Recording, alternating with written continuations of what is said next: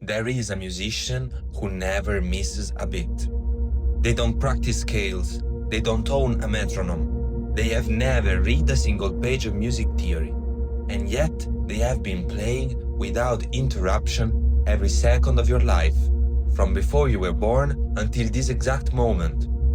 That musician is your heart. 60 to 100 beats per minute, 100,000 beats per day, 35 million beats per year. And here is the thing that nobody in music school ever told you. It doesn't beat like a metronome. It never has. Its timing is variable, fluid, responsive. It speeds up when you're excited, slows down when you're calm, accelerates slightly on the inhale and decelerates on the exhale. Responds to thought, to memory, to the sound of a voice you love. Your heart is not keeping time. Your heart is generating space-time, a living, curved, asymmetric space-time that changes shape with every emotional state, every breath, every intention. And you've been trying to override it with a click track. Let's talk about what a metronome actually is. A metronome is an oscillator with a fixed frequency and zero variability. It produces a pulse at a mathematically precise interval, and it does not deviate. Not for emotion, not for breath, not for the physical reality of the musician playing against it. It has no nervous system, it has no fatigue, it has no intention, it simply ticks. In the academic tradition, this is presented as a virtue, precision, consistency, the elimination of human error. The metronome is the objective standard against which the musician is measured, and if the musician deviates, the musician is wrong. But consider what this actually means in practice. Your body has its own clocks. Your heartbeat is one, your respiratory cycle is another, your neural firing patterns, the oscillations of your brain, are a third. These clocks are not fixed. They are constantly interacting with each other, modulating each other, responding to the environment, to your internal state, to the music itself. They form a living matryoshka, nested oscillators in continuous dialogue, each one influencing and being influenced by the others. When you play against a metronome, you are asking this living system to synchronize with a dead one. You are asking your heartbeat to submit to a click, your breath to ignore its own cycle and conform to an external grid, your nervous system to suppress its natural variability and produce mechanical regularity. The result is what physicists would call entropy generation. You are spending energy not to make music, but to fight your own biology. The tension in your shoulders, the rigidity in your wrists, the mental fatigue after a long practice session. A significant part of that is not the effort of playing. It is the effort of suppressing yourself. The resonance code calls the metronome the zombie clock. Not because it is useless, it has a place as a reference tool, but because treating it as the sovereign authority over your time is a category error of the highest order. You are a living system. You cannot be optimized by a dead one. Now, let's talk about what happens instead. In 1665, the Dutch physicist Christian Huygens noticed something strange. He had two pendulum clocks hanging on the same wall. When he set them swinging at different rates, something unexpected happened. Within a few hours, without any physical intervention, the two pendulums had synchronized. They were swinging in perfect unison, not because anyone had adjusted them, but because the subtle vibrations they each transmitted through the wall had gradually pulled them into phase with each other. Huygens called this phenomenon odd sympathy. Today we call it entrainment, and it is one of the most universal phenomena in all of physics. Entrainment is the tendency of oscillating systems to synchronize when they are in proximity and share a medium of transmission. It happens in pendulums. It happens in fireflies, thousands of them flashing randomly, gradually falling into perfect synchrony. It happens in the neurons of two people having a deep conversation, whose brain waves begin to mirror each other. It happens in the heartbeats of musicians playing together, which research has shown begin to synchronize during performance. And it happens, this is the key insight, between your music and your body. When the rhythmic structure you are playing resonates with the natural frequencies of your biological clocks, something extraordinary occurs. The two systems, the musical oscillator and the biological oscillator, begin to pull each other into phase. The music stops being something you execute and starts being something you and your body generate together. The boundary between the player and the played dissolves. This is the state every great performer has experienced, and almost none can explain. The feeling that the music is playing itself, that time has changed its quality, that effort has vanished, that you are not producing the groove, you are inside it. You are the groove. This is not mysticism. This is entrainment. This is physics. To use entrainment consciously, to engineer it rather than stumble into it, you need to understand the three biological clocks you are working with. The first clock is the breath. It is the slowest of the three, typically somewhere between 10 and 20 cycles per minute, though it can vary enormously.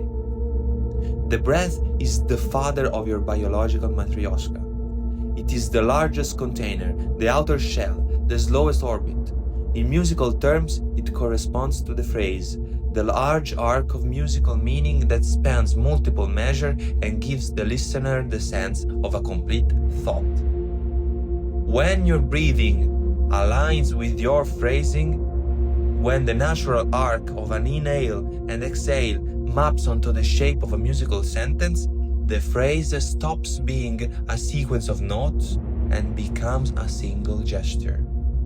Listeners feel this as inevitability, as rightness, as the sense that the music could not have gone any other way. The second clock is the heartbeat.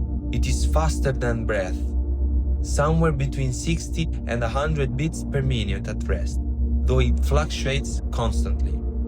In musical terms, it corresponds to the beat, the primary pulse, the children in our tree.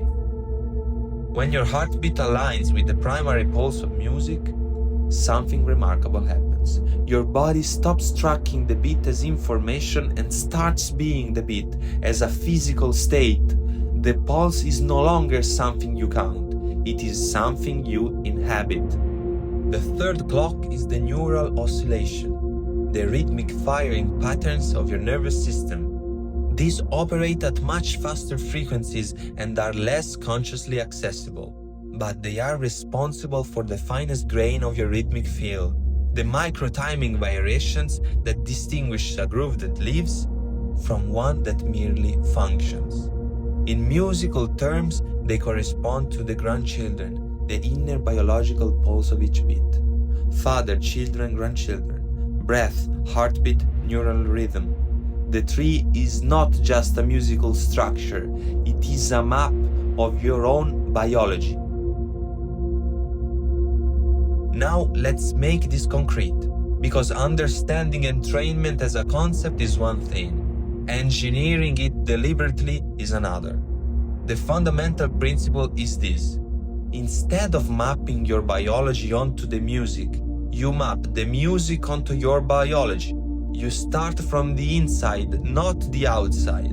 Before you play anything, find your breath, not a controlled breath, your natural, resting breath, the one your body settles into when you stop interfering with it. Notice its pace, notice its shape, the slight acceleration at the beginning of the inhale, the brief suspension at the top, the gradual release of the exhale, the stillness at the bottom before the next breath begins. This is already a rhythm. It is already asymmetric, already alive, already just firm musical phrase. Now find the tempo, not by counting, but by feeling. What pulse speed feels like it belongs to this breath? What beat rate sits inside the natural arc of your inhale and exhale without fighting it? That pulse is your heartbeat clock synchronized to your breath clock. That is your personal fundamental frequency in this moment. From that foundation, you build upward. The grouping you choose, 3, 4, 5, 7, should not be chosen intellectually. It should be felt physically. Which grouping creates a natural weight distribution that your body can lean into? Which one creates a rocking, an oscillation, a forward motion that your biology recognizes as its own? This is what the great groove musicians do instinctively, the ones who make you feel rhythm in your chest before you've consciously registered it in your ears. They are not thinking about meter, they are not counting, they are operating from a state of deep biological alignment, a state where their breath, heartbeat and neural rhythm have collapsed all into a single unified oscillation. And the music is simply the external expression of that internal coherence. The resonance code calls this state sovereign time. You are not following time, you are not keeping time, you are generating it from the inside out, from the body outward, from the living system you are toward the living system you want to create in the listener. There is one final dimension to this that changes everything about how you think about performance. Entrainment is not a private experience, it is contagious. When you perform from a state of deep biological alignment, when your breath, heartbeat and neural rhythm are all coherent and unified, you are transmitting a signal. Not just an acoustic signal, a rhythmic field. And the bodies of your listeners are oscillating systems too, fully capable of entraining to what you are broadcasting. This is why certain performers create a physical sensation in the audience that others don't. It's not volume, it's not technical precision, it's not even musical complexity. It is the coherence of the signal, the degree to which every layer of the performance biological matryoshka is vibrating in alignment, generating a unified field that the audience nervous systems can recognize and lock onto. This is the density of resonance we talked about in episode 1. It is not about how many people hear you, it is how deeply they are affected by what you transmit. A performer with a coherent biological signal can create profound resonance in a room of 10 people. A performer without it can leave a stadium of 10,000 people fundamentally unmoved. The technology for building that coherence is everything we've covered in this series. The curved space-time of polymetry gives the signal its shape. The asymmetric tree gives it its direction and gravity. The biological alignment of breath, heartbeat and neural rhythm gives it its power, the raw generative energy that makes the signal land, not as information, but as a physical event in the listener's body. When all three are present simultaneously, the listener doesn't hear music. They feel a gravitational field that reorganizes their perception of time for the duration of the performance. They leave the concert, the listening session, the video, and the world outside feels slightly different, slightly more curved, slightly more alive. That is what you are building. That is what the resonance code is for. We have entered the body. You now understand that your biological clocks, breath, heartbeat, neural rhythm, are not obstacles to rhythmic precision. They are its deepest source. That entrainment is not a mystical experience, but a physical phenomenon, as real and as measurable as the synchronization of two pendulums on the same wall. That sovereign time is generated from the inside out, from biological alignment outward into musical structure. And that the coherence of your biological signal is what determines not just how your music sounds, but how deeply it lands in the bodies of your listeners. In episode 7, we bring everything together. We take the curved space-time, the asymmetric tree, the biological clocks, and we ask the final question. How do you collapse all of this into a single moment of performance? How do you inhabit the complete matryoshka, all clocks running, all levels coherent, all space-times curved and alive, in real time, in a body, in front of people? Episode 7 is the integration, the final tuning, l'accordatura finale. I am Silvestro nel Cosmo. I don't teach music. I engineer the resonance of your existence. The manifesto is in the description. Polymetrica is there too. But before you open either, put your hand on your chest. Feel what's already playing. That is your fundamental frequency. Inhabit the time.